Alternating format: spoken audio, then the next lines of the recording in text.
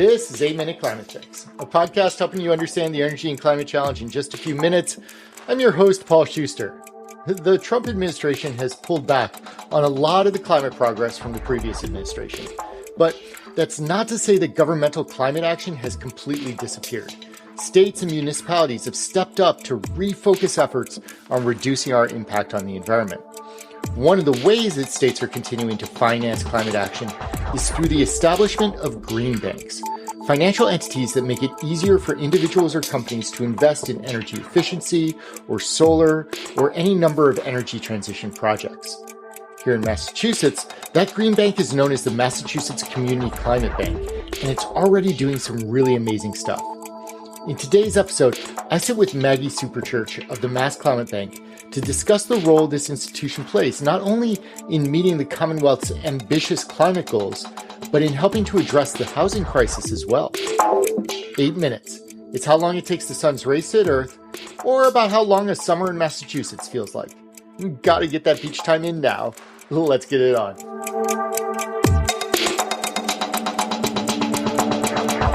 Maggie Super Church, welcome to 8 Minute Climate Fix. Thanks so much. Great to be with you. I'm excited about learning a little bit more about the Massachusetts Community Climate Bank, your role within it, how this is actually promoting and deploying capital into the energy transition and climate action. Before we get into that, though, let's start with an introduction as to who Maggie is and how you came to work in this space in the first place.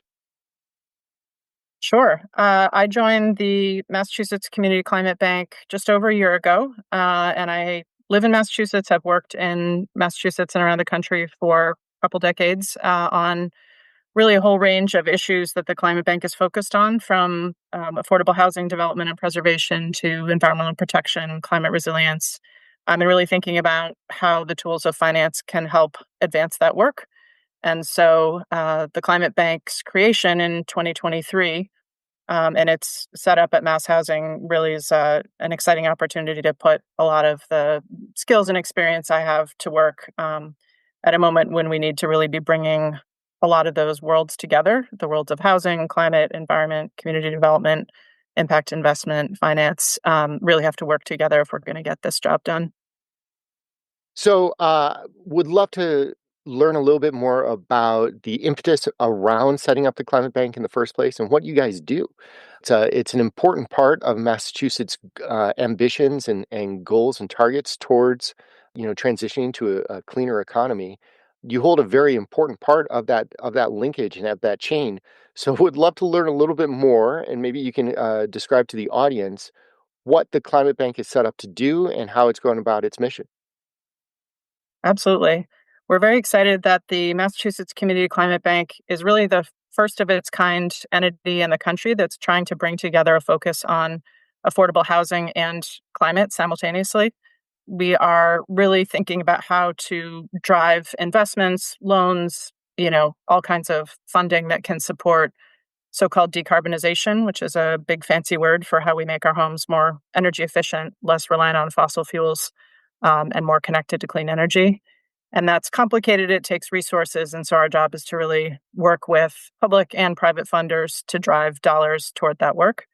Obviously, we need to be working on multiple fronts across the entire economy on decarbonization. We have a regulatory requirement to do so in Massachusetts, but it is complicated. And housing in particular, requires touching every building. And we have 2.6 million homes in Massachusetts. So how we get to all of those homes and do this work really requires operating in a system that understands how housing gets paid for and renovated in the first place. And that's where MassHousing, as the home for the Climate Bank, plays such an important role, because we have several hundred people who, for the last several decades, have been providing financing both for affordable rental homes and for homeowners. And so if we're going to move quickly, we need to operate within those systems and figure out how to put those resources to work quickly.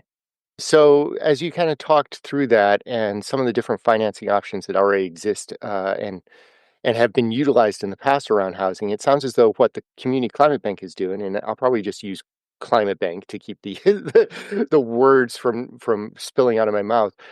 It sounds as though what you're trying to do is bring some financing options to the market around these decarbonization efforts and around energy efficiency. How is that different from a normal green bank? Great question. Green banks have been around for a while in many forms in different states. New York and Connecticut were early leaders in the green bank movement. Other states have green banks that have just started in the last few months or years. Some of them are fully state entities, some of them are nonprofit entities. The goal really is to think about what kinds of financing is needed to meet challenges and gaps in the market to accelerate clean energy adoption, retrofit of homes, higher performance new construction. Many green banks work on transportation, they work on power, things like solar, electric vehicle charging. So, really, it's sort of a mission driven lending enterprise that's trying to use the traditional tools of finance, whether that's debt, equity, tax credit investment, bridging, cash flow lending, all the traditional things that we do to try to advance a particular kind of project get applied to thinking about clean energy and decarbonization. And so different green banks have different areas of focus. In Massachusetts, Governor Haley was very clear from the outset that climate was a priority and housing was a priority, given that we really have and have had for a long time a substantial affordable housing crisis in the Commonwealth. And so when she announced the creation of the bank in June of 2023, the focus really was on this sort of two-part mandate to address the housing crisis, to address the climate crisis, to make sure we're getting resources to communities that often are, if not underserved, are not getting those opportunities as early as needed or as often as needed. And so that really was the driving factor behind the focus on housing in Massachusetts. That said, other green banks are involved in housing as well as, again, transportation, commercial building sector, lots of other areas where clean energy and the energy transition requires specialty financing of one kind or another. Sure. So you have this hyper focus on housing, specifically around helping affordable housing and some of these disadvantaged or low income types of communities navigate through the energy transition.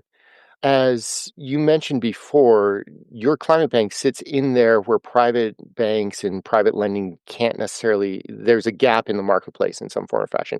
Can you give us an example as to what one of those gaps could look like and how a climate bank could support, whereas, private lending wouldn't necessarily have the same capabilities? Yes, climate banks can play an important role, or green banks, in bringing together different kinds of capital resources to make lending more accessible, more affordable, lower cost to borrowers.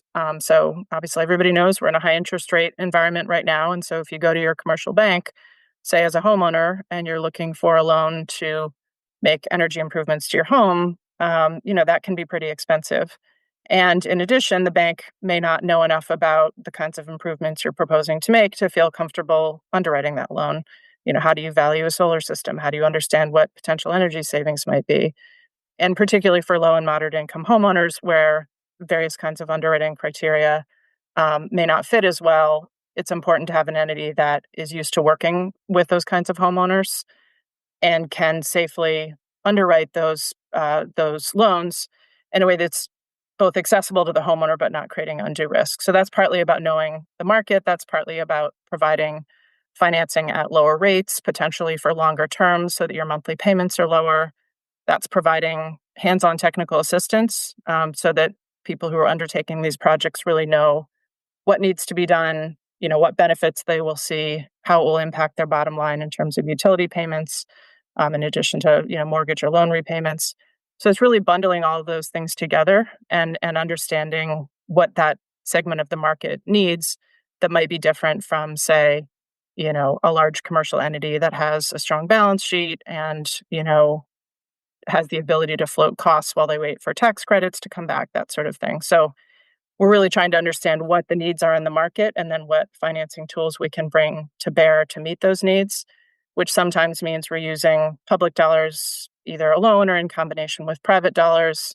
Sometimes it can be things like credit enhancement, where another entity is providing the capital, but they're concerned about risk. We can use our capital to de-risk that investment and get them comfortable.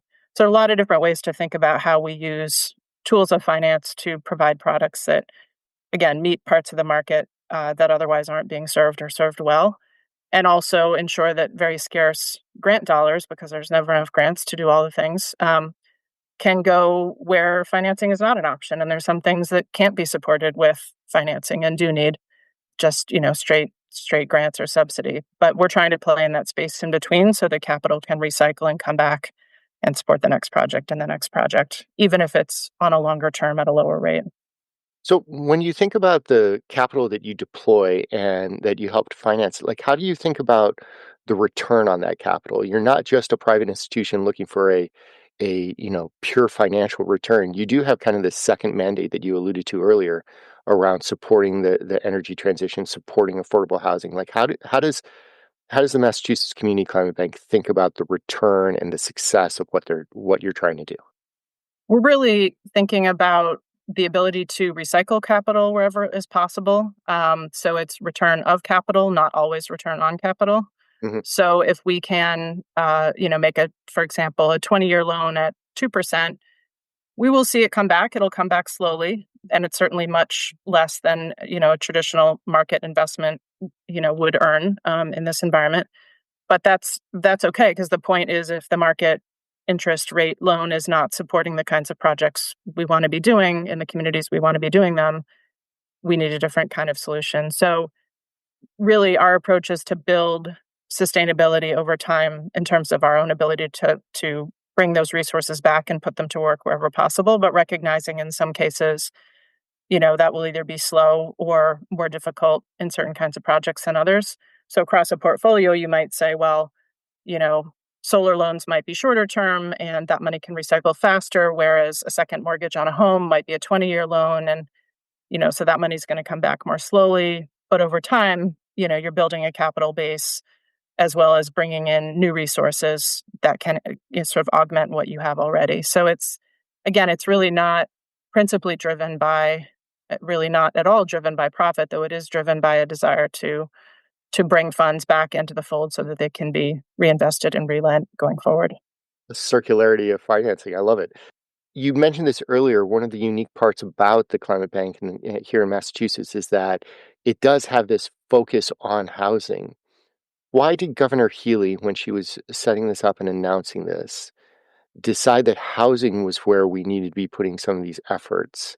And what drove some of, I don't know, not decision making associated with this, but kind of drove the urgency to address helping some of these low and moderate income customers have access to all the wonderful benefits of the energy transition. So in Massachusetts, we have plans that require decarbonization and emissions reduction across all sectors. We have targets in 2030, 2040, 2050. The building sector is a big part of our emissions in Massachusetts. So right now, almost 20% of emissions are coming from residential buildings. So first, if we're not tackling homes, we're missing a big piece of what's required to actually bring those emissions down and meet our statutory goals. The second thing is, homes are so central to our lives. It's the place we come home to. It's often people's largest asset. They're critical for the tax base. If we're not starting with homes, we're missing a big piece of the puzzle. And it's particularly challenging because there are so many homes and so many individuals who own those homes, live in those homes. And so getting to that work requires tackling really building by building, home by home, with products that can begin to get some kind of scale. And so it's both recognizing that housing and homes are critical to the health and well-being and economic prosperity of the Commonwealth, that affordability of those homes is already a challenge. And when we're asking people to spend money to make those homes more climate resilient, more or less carbon intensive, that's a challenge. And we need to think about what it's going to take to help people get there. So it's a particular kind of challenge, but it is also a challenge that, if we can meet it, brings particular kinds of benefits, because homes that are burning less fossil fuel can also be healthier. They can, in some cases, be more valuable and more durable. We're seeing rising insurance costs, for example. So we understand people are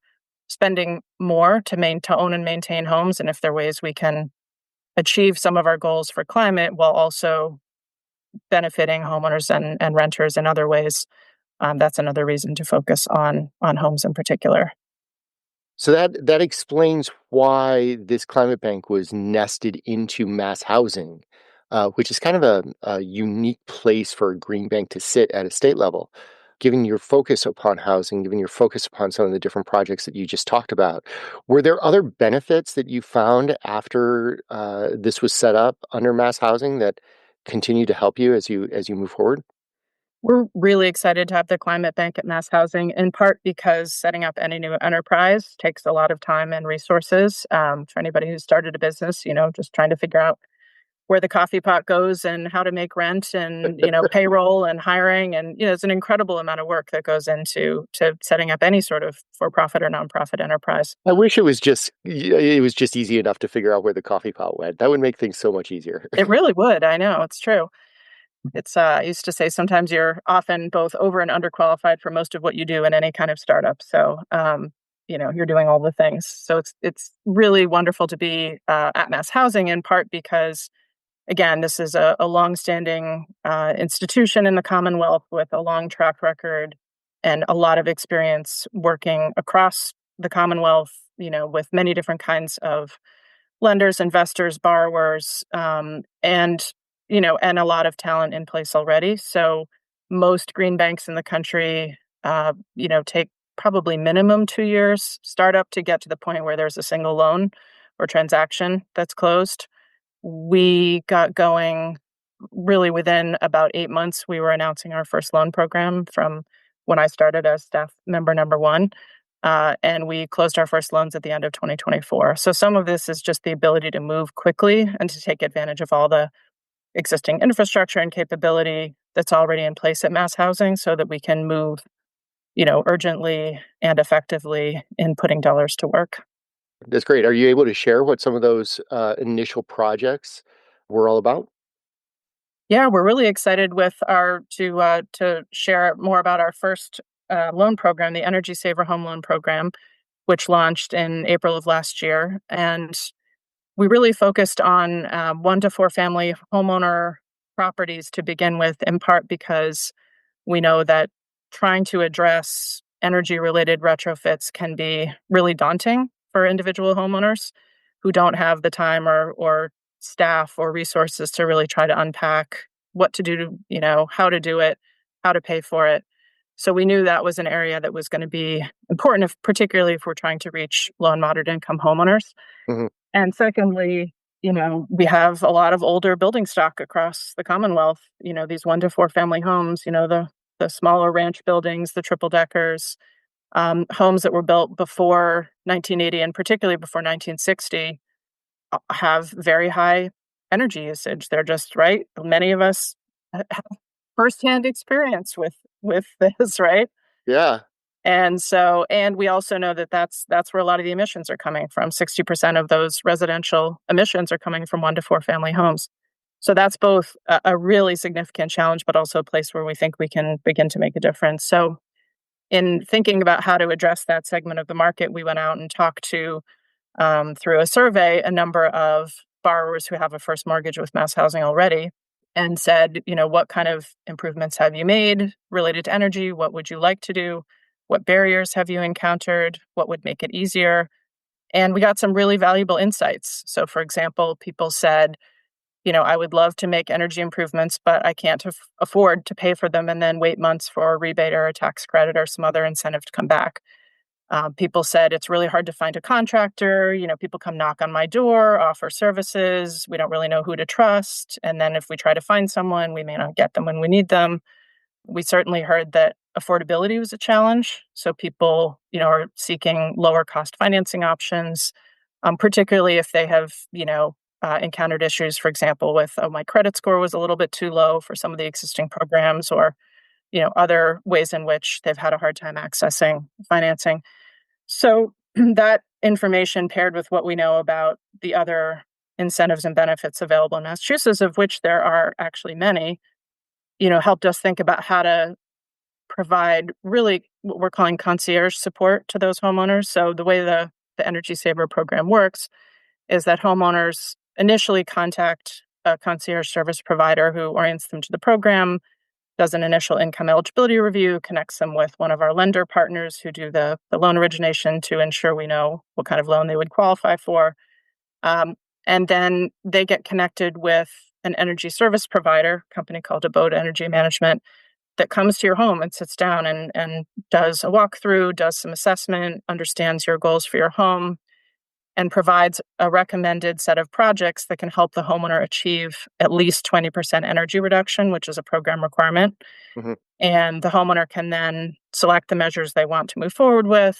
The program provides support in finding a contractor from our approved contractor network or enrolling a contractor if you have someone you already want to work with, getting price quotes, comparing price quotes, and then moving forward with the loan itself. And so the loan is on a couple different tiers with different interest rates depending upon exactly where your income falls, between 0.5% and 2%. And it's a 20-year term, so the monthly payments are much more affordable. We also provide an 18-month bridge period to address this issue of people not being able to go out of pocket for rebates and benefits. So we provide support in letting customers know what benefits they may be eligible for. So if they're in a Mass Save community, which Mass Save benefits they can get. If they're in a municipal light plant community, sometimes those communities have specific benefits they offer, which tax credits they're eligible for, and really bundling all of that. And so what we're seeing is, most homeowners who come through our program have somewhere between $6,000 and maybe $15,000 in benefits that they're eligible for, which they can use to pay down principal on the loan. And so it becomes even more affordable, but they may not have known that they were even able to access those benefits. So there's an 18-month bridge period, interest-only payments, and then a fully amortized loan for the balance of the 20 years, but no requirement of prepayment, and no penalties for prepayment. So really tried to structure it as flexibly as possible, give people a lot of support throughout the process, and recognize that, that upfront investment of, time and support can bring pretty substantial results for the home and for the homeowner. And so we're seeing modeled energy savings well north of 20% in our first set of projects, probably averaging closer to 40%. We're seeing some at 60, 70%, which is really exciting. Wow. And also important because, we want to help people wherever possible, save money as well. And so we're pairing weatherization with a whole range of electrification and clean energy measures like solar and EV charging and so forth. So people can really look at the whole home and not just pick off a project here and there and not really understand or be able to connect the dots in terms of, where it's taking them and what the benefits are. It sounds like what you're really doing is addressing a lot of the friction points that is, constraining people's adoption of energy efficiency standards or electrification opportunities, whether that's in the financing or, to your point, just sort of coordinating some of the different incentives that exist out there so that people have access to the dollars that are already publicly available. They just need to have, need to understand where and how to actually get to those dollars. That's right. So, Maggie, thanks for that overview. All right. How are you guys funded? Are you funded through the state? Are you funded through private banks? Where does the Climate Bank get their capital?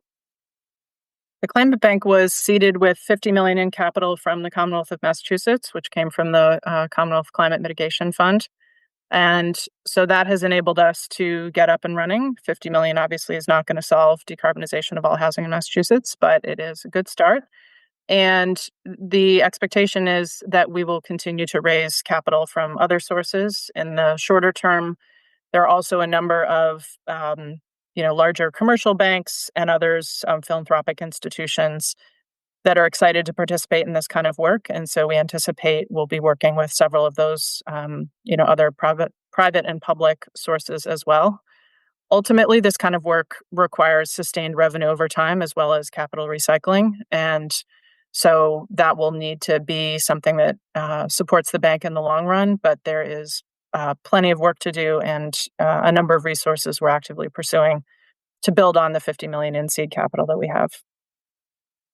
Under the first Trump administration, I remember as he was coming into office in 2016, there was a big emphasis around, as the federal government kind of shifted their priorities, and state governments and state entities remain committed to a climate focus and towards environmental impact. This time around, it feels as though states are taking more of a leadership role as well. And certainly as Massachusetts and your climate bank is ramping up and having some success already, you're also seeing this swell of similar green banks emerge in other states too. What can some of those other green banks learn from what you're doing and some of the leadership that Massachusetts is already embarking upon? Well, as with many things in this country, things are happening in lots of different ways in lots of different places, which is exciting. There's a lot of experimentation, a lot of learning. Some green banks are big, some are small. Some really focus on solar, some do housing. It's really, it's terrific to be part of a group that we can learn from as much as we can share with others. I think this idea of kind of building from strength, so rather than totally starting from scratch with very limited resources and trying to kind of build out a lending infrastructure, it has been really helpful for us to have MassHousing as our home. And so for any green bank that's just starting up, it's more challenging if you don't have some of that capacity in place already. I know there are other groups like up in Alaska, they're situated within their housing finance authority as well. And so we've been in touch with them and comparing notes on, how we do what we do and how we integrate within an HFA. Um, so I think that's thing one is just, wherever you can tap existing talent, resources, capabilities, that is enormously helpful. Some green banks have done that through more of a partnership model, where they pair up with someone that already has, say, a CDFI lending capacity, and they're applying kind of a green lending, lens to that. And just to make it clear for the audience, CFI stands for So CDFIs are community CDFI. development. Sorry. Yeah, no, it's lots of acronyms in this world. Community Development Financial Institution, which is really a mission-oriented nonprofit lender that often many CDFIs do a lot of work in affordable housing, community development. Many of them have been doing green lending for a long time and bring a lot of expertise in this space as well. So it's another piece of the larger kind of green lending universe. And many CDFIs are participating in a lot of the work that has been unfolding and hopefully will continue to unfold with federal as well as state, local, and private funds over the next few years. How would you recommend partners such as CDFIs or even contractors, incentive programs, financial institutions? How would you recommend them getting in touch with the Climate Bank and building that relationship with what you guys are doing?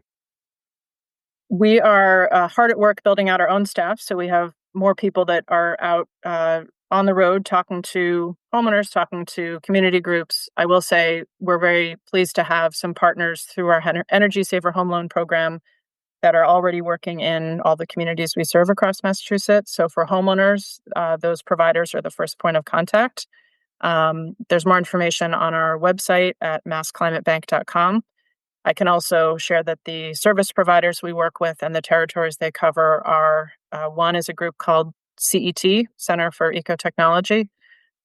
They cover a lot of Massachusetts for us. We also have a group called All in Energy that supports communities in the Merrimack Valley as well as Cambridge. And then we have Cape Light Compact, which covers Cape and the islands.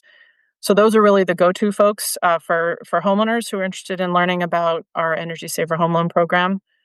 For larger developers and others, our rental team is already in conversation with a number of developers who are interested in doing projects that either retrofit the building, make it more efficient, add solar, et cetera. So we're building our capacity to really engage more directly on the multifamily rental side. Again, with our colleagues at MassHousing who already work quite regularly with those kinds of projects.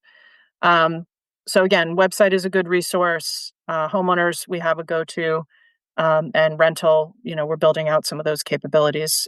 So more to come, but we're looking forward to getting to know more people and more providers across the Commonwealth because this is really an all hands on deck kind of effort. Perfect. I'll drop the links for some of those organizations that you mentioned there, such as All in Energy and Cape Light, into the show notes so that anybody who wants to follow up and learn a little bit more about these offerings and how they might be able to be applied to their particular residency, feel free to dive into it.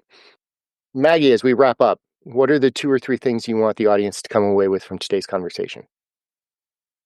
First, I would say, in spite of challenges in Washington and elsewhere, there's a lot that is continuing and will continue to happen.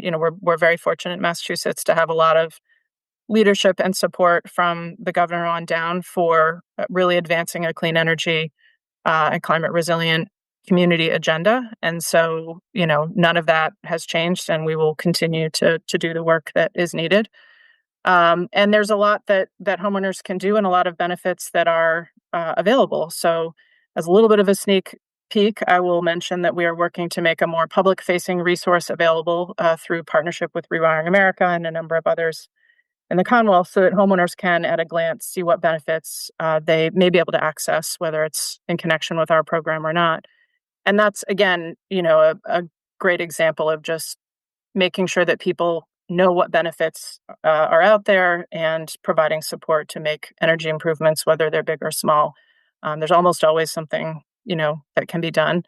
And the second thing I would say is for folks outside of Massachusetts, there's activity happening all over the country, in every state, at the local level, at the state level.